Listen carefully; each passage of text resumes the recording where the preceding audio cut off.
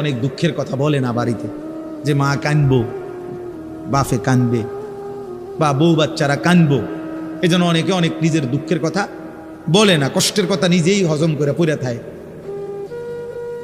কিন্তু তীব্র কষ্ট করিয়া বুকটা মাটিত লাইগা যায়, এরপরে 2টা টাকা জমাইয়া এরপরে বাড়িতে টাকা পায়, না খাইয়া না দেয়। এই কখনো একটা দোকান থেকে একটা বার্গার, কখনো এক টুকরা মুরগি, একটা কিছু খাইয়া শুয়ালায়, ক্লান্তিতে আর ভাল লাগে না যে কিটা রাখবো, শরীরে আর কুলাইতেছে না, এতক্ষণ ডিউটি করে আইসে।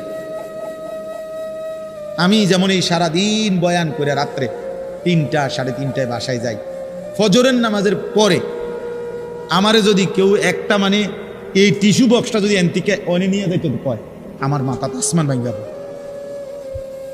আমার আর কিচ্ছু শরীরে কুলায় না তখন আর। কথার কথা, তাহলে আমি আমার অভিজ্ঞতা থেকে বললাম।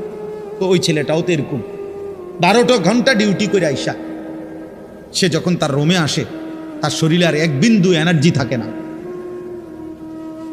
এই জন্য দোস্ত আমার, বন্ধু আমার, স্বার্থপর বড় দুনিয়া, যে দুনিয়া কষ্টই করা যায় কিন্তু চাহিদা পূরণ হয় না। চাহিদা পূরণ।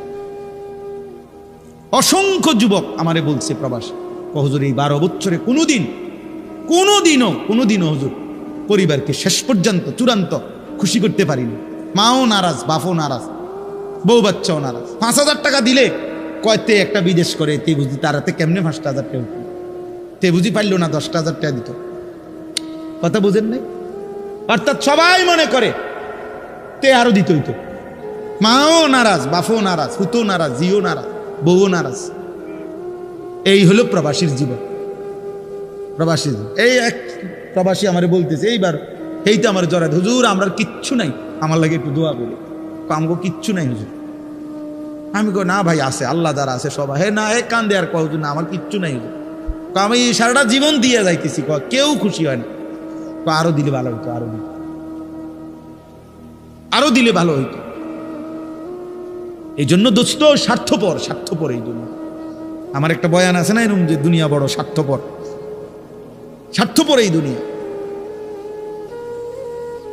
এই জন্য ভাইয়া শুধু দুনিয়া নিয়ে পড়ে থাকো না, আখেরাতের ভাবনা ভাবো, আখেরাতের ভাবনা ভাবো।